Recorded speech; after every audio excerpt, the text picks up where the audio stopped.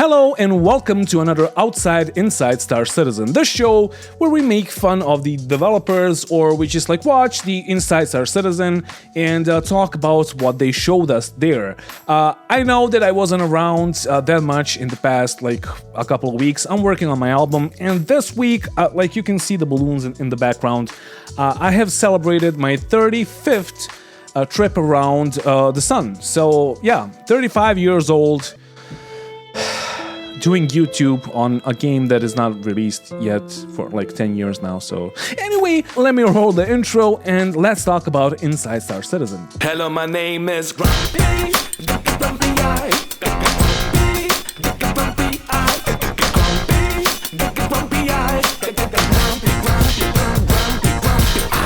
Alright, so before we start, I just want to say one thing, and that is that patrons, whoever is supporting me through Patreon, you have a song available on the Patreon page, whatever, and yeah, you can hear it there. It's gonna be available to all of you guys at one point.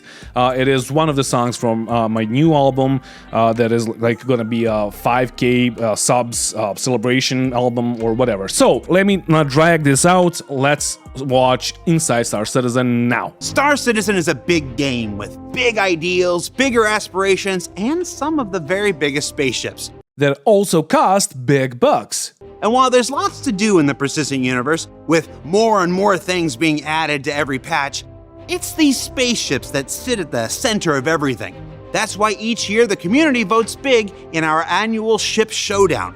Alright, so first off, Jared, there is literally nothing to do in Star Citizen right now for most of us that have pledged and played this game for a while now. Secondly, Jared, are you saying that this is just gonna be a all ship video? You're just gonna talk about the ship? I mean, okay, whatever.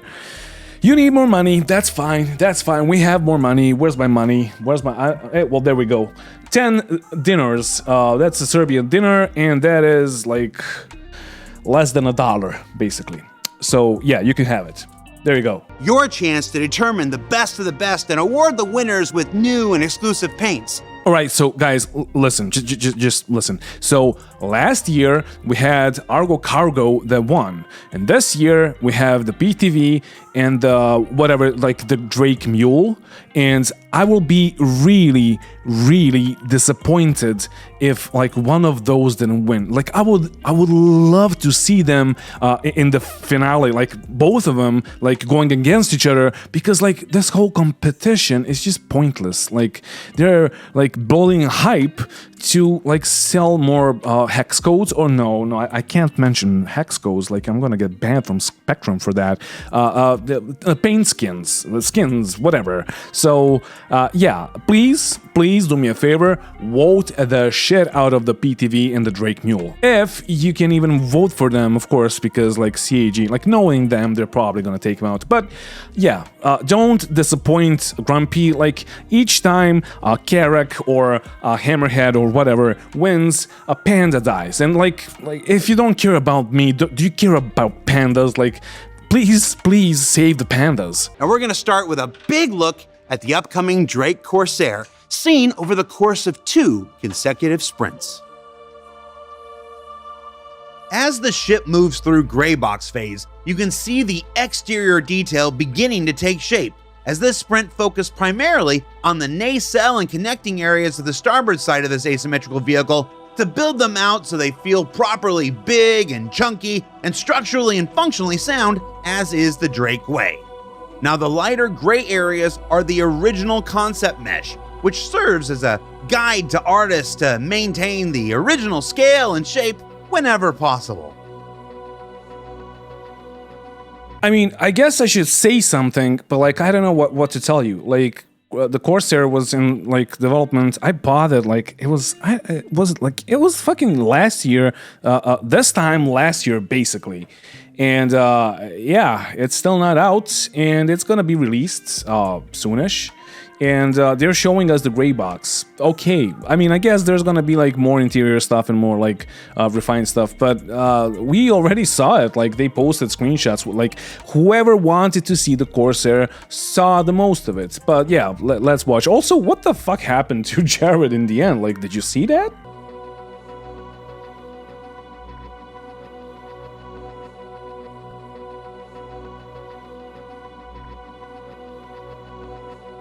It looks like Jared is stuck in an animation. Like, I know that we had a report on the developers not functioning properly, but I think Jared AI has been bugged, and like Jared.exe needs to it stopped working, so you need to, I don't know.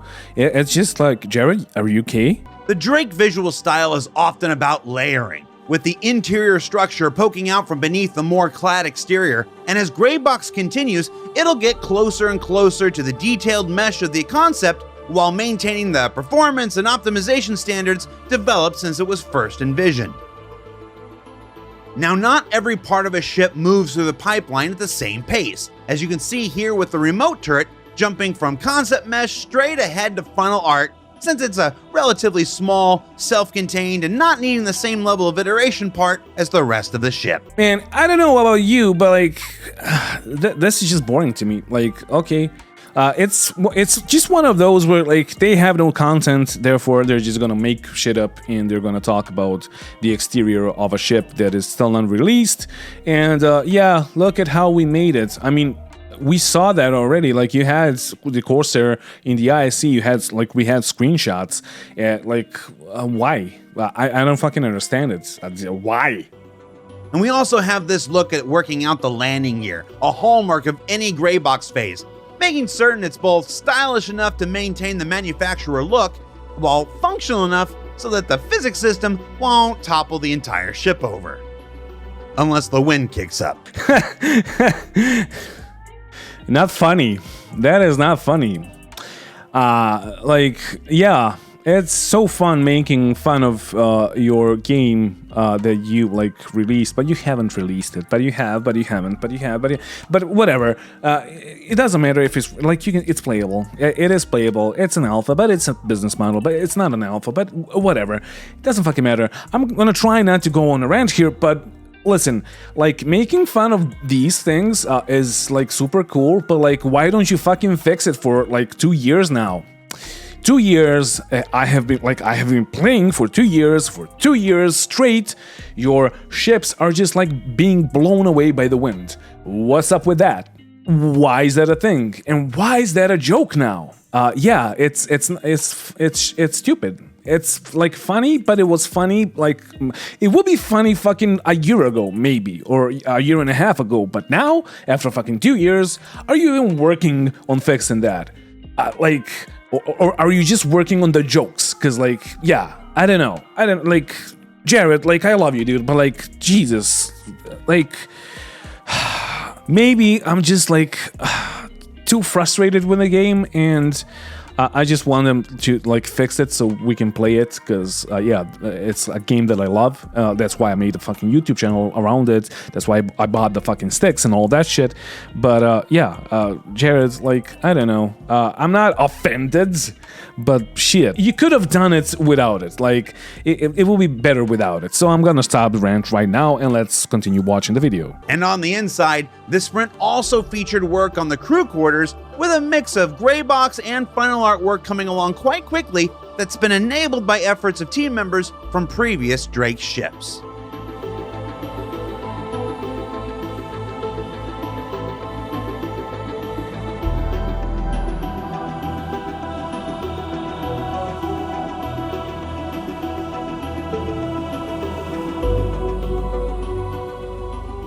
I gotta be honest with you now, like, now that I saw the interior and like the like sleeping area, I don't know, like habitation area or whatever, like it's a smaller ship, but it's not that small. Yeah, I'm like falling in love with it even more, because yeah, like that's what I want from my spaceships, like asymmetric design and like cramped up spaces. But like, I'm not joking right now, even though it's funny. Yeah, like it's a flying submarine, it's a space submarine, and it's fucking amazing. Like the inside, like seeing this, there was a little thought that came to my mind where I was buying Kraken. I don't have money for the Kraken. I have the 10 dinars here, which is like less than $1. But yeah, it's a good start, right? It's a good start. And then 2 weeks later, after the conclusion of another sprint, you can see more additions made, like the loading ramp, a combination of several pieces that fold down and extend out to allow access through the rear of the ship, and yes, it's big enough for an Ursa and other similarly sized ground vehicles. First off, ramps are gonna break because it's Star Citizen, and like ramps keep on breaking in Star Citizen for like at least for 2 years now. Like it's gonna be more. I know it's more. I know it's more even for like the wind blowing and all that.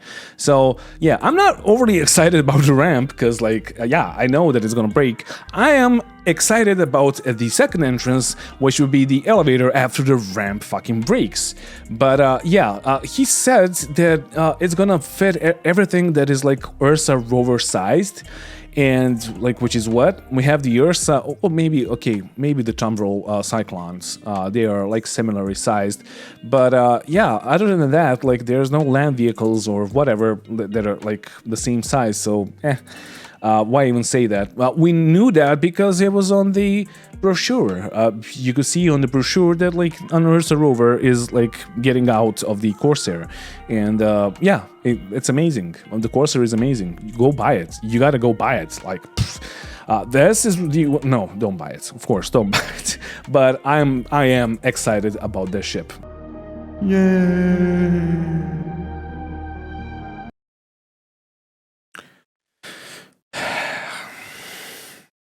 I love him. He's a nice guy. We all love him. That's just Jared, right? Yeah, okay. Let's move up the ramp into the cargo hold, where the process of gray box is being tweaked to include material assignments, adding a bit of color to the otherwise gradient-only phase and allowing artists to better see and gauge shape breakout without having to dip into final art early, as can sometimes happen. Not gonna lie, I was really scared about the like interior of the Corsair, because like the screenshots that we saw and the voucher that I saw like on during the expo, during what was it, Invictus?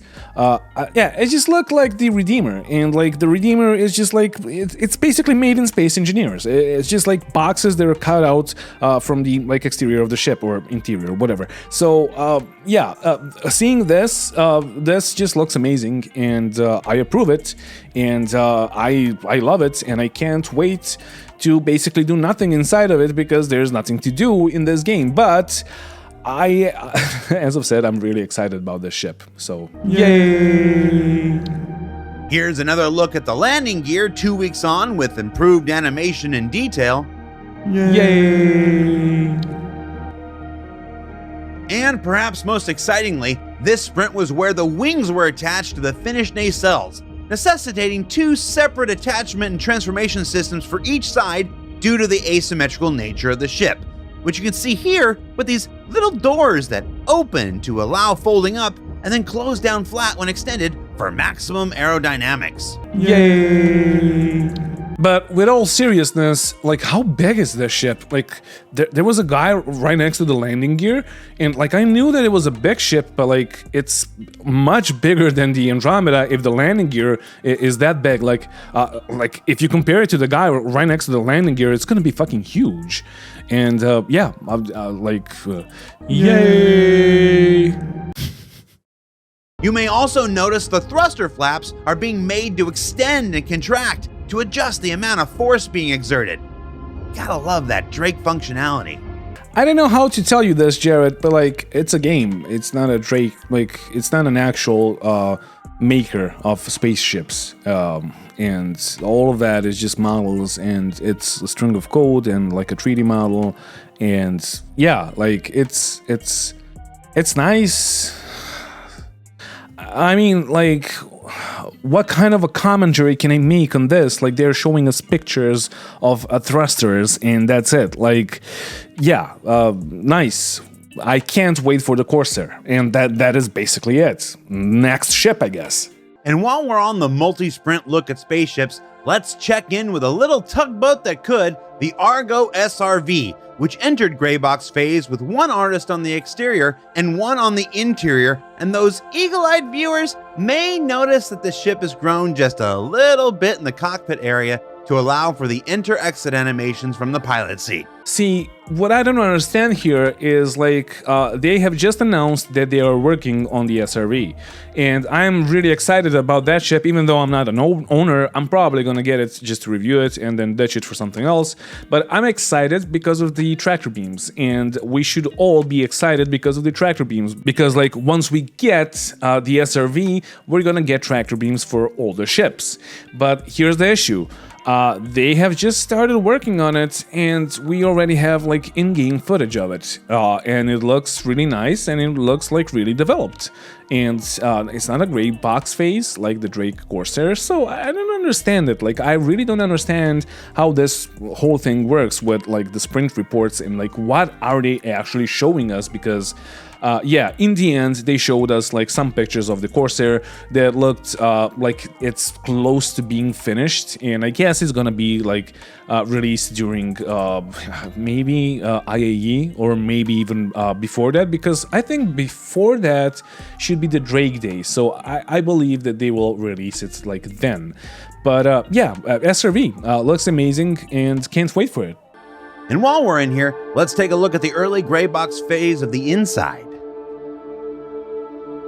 Yeah, you can see here that staff are taking craft from the raft. See, like, how is this a gray box phase?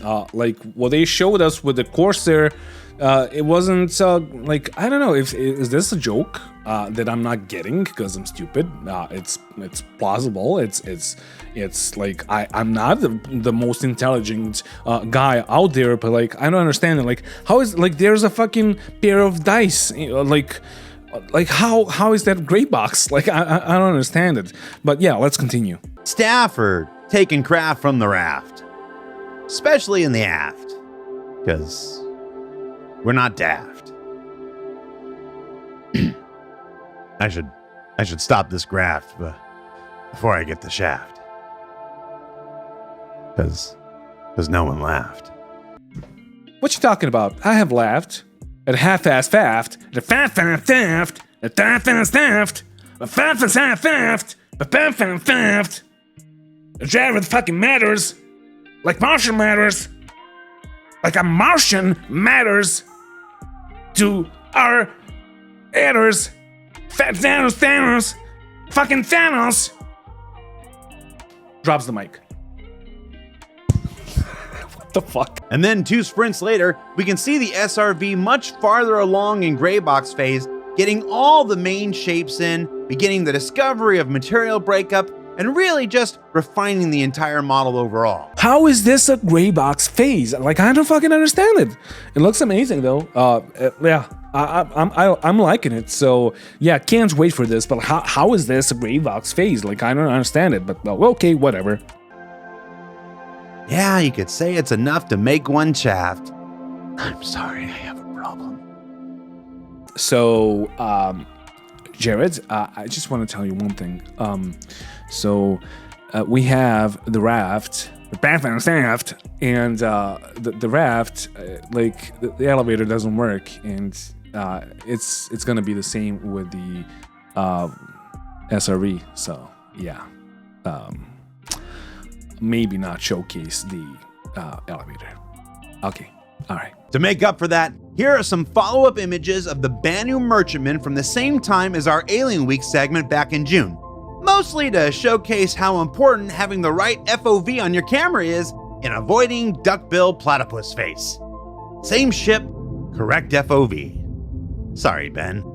I mean, yeah, it's better, but it's still not the same as the original concept. So yeah, I'm liking it.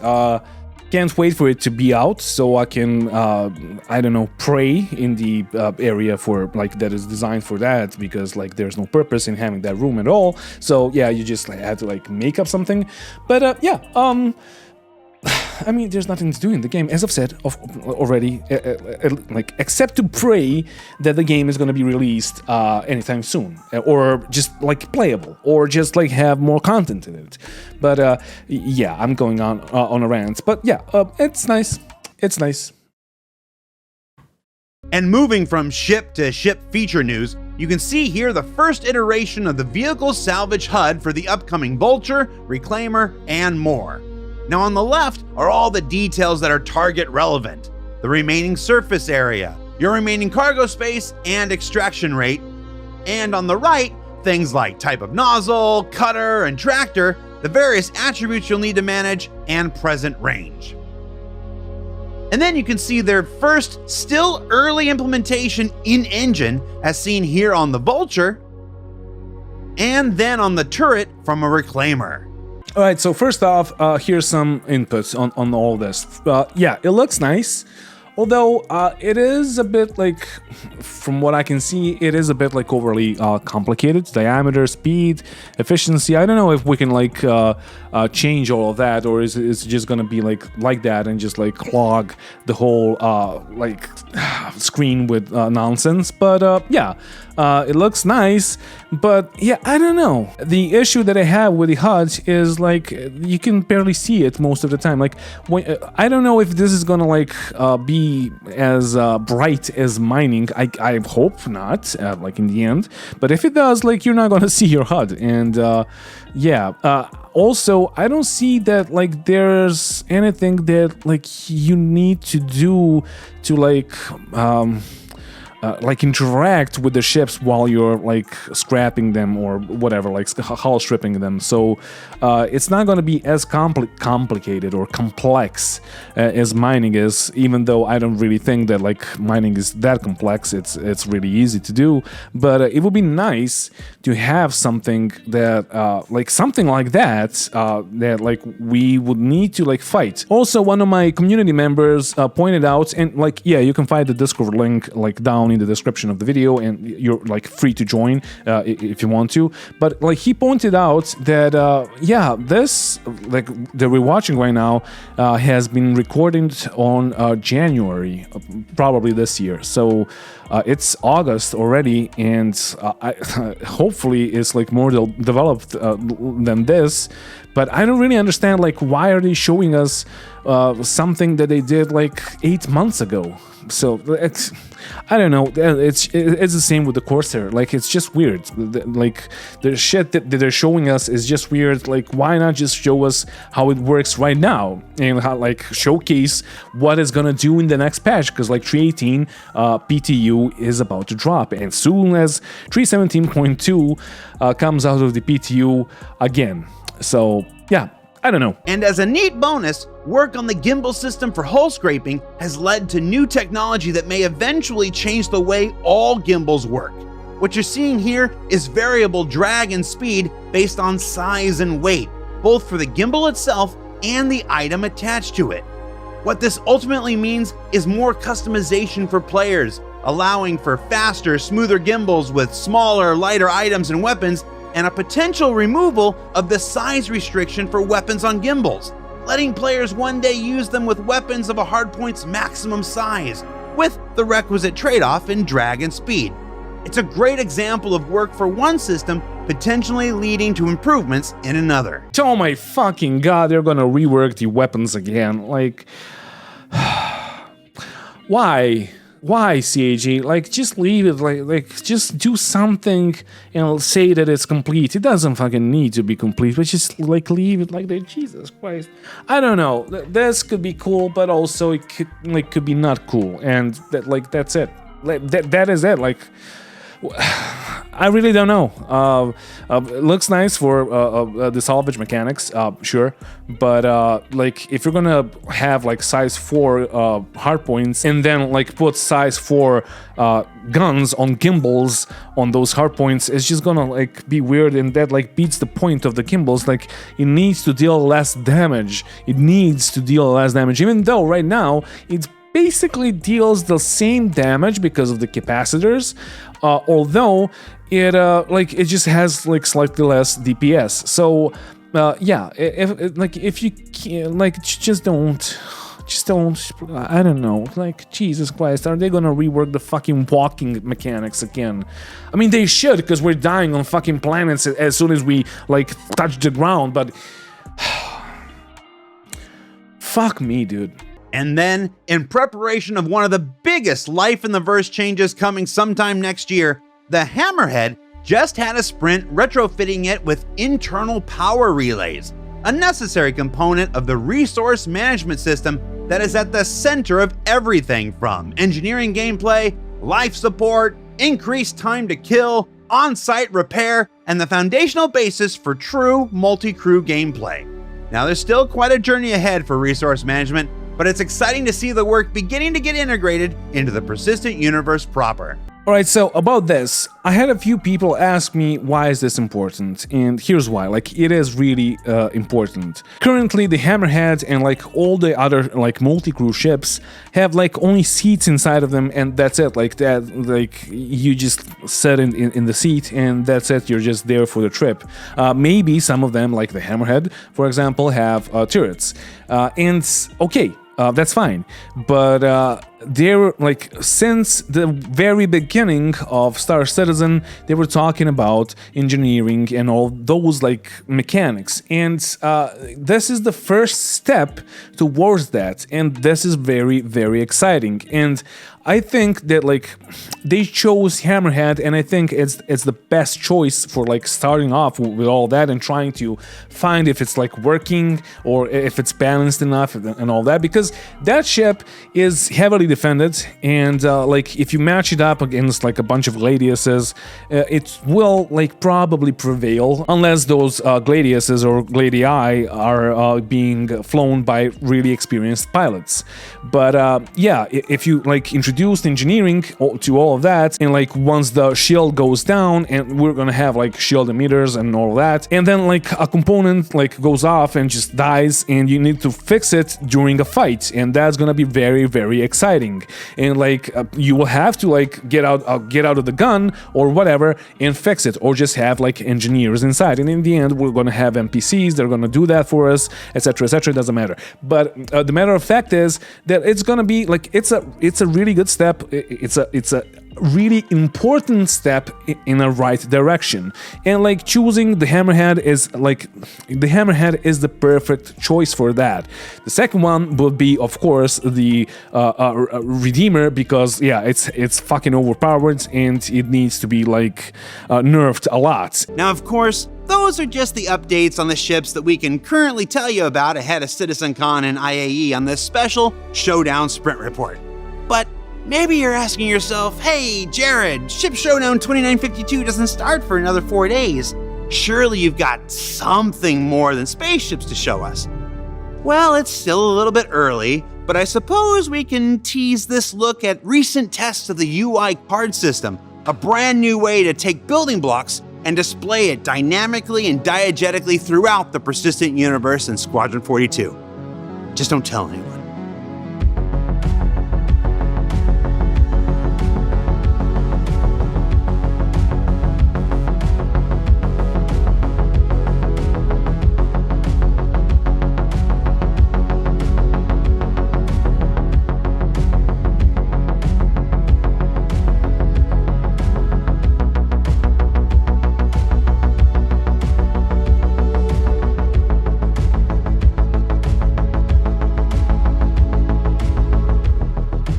This all actually looks amazing and very exciting. The only issue I have with it, and yeah, I do have to have an issue with something. I don't want to have an issue, but yeah, like the inner thoughts is not really that good, like when you're trying to interact with things on a server.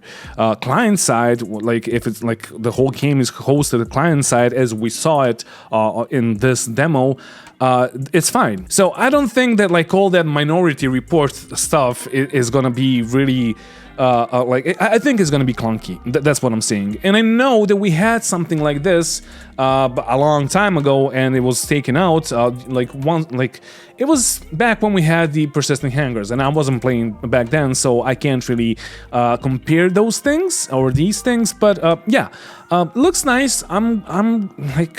I'm just scared that like it's not gonna work out as intended, because nothing actually does with this game. So I guess we'll see. That's what I'm saying. I guess we'll see. So what did we learn this week? Well, Jared, thank you for asking. We have learned that you need more money and that you're like showing us gray box phases of ships from like January and all that, and that you're gonna release a bunch of ships. Like some of them are unannounced also. So CitizenCon and IAE, there's gonna be a lot of ships and vehicles that are gonna be on sale. Some of which are gonna be like modifications of existing vehicles or ships. And yeah, skins like they go, we have a saying here in Serbia, ide kao alva, or it goes like, well, alva, you don't have alva, so I don't know, if you didn't try alva, what are you doing with your life? Like halva or alva, that's amazing. Anyway, I'm not gonna talk about all of it anymore. It's been like half an hour already, so yeah. We have learned nothing about the game. We have also learned that like 318 is not fucking ready for the PTU, and we have 317.2 in the PTU again for some reason, and we have learned that I'm 35 now and that I'm doing fucking YouTube on a game that like doesn't really work, and I need to play other games. I have ordered a throttle, and yeah, I'm gonna play some DCS. Fuck this game. No, I still love this game, but like, yeah, Jesus Christ, like I really need to play like other games, and I want to play DCS again. Anyway, thank you for watching, and thank you to all my patrons for supporting the channel. If you want to support the channel, there's gonna be a link down in the description of the video, and you can support me buying ships for Star Citizen so I can review them or give them away. Also, at some point, it's gonna be like DCS, not ships, but like fighters and all that.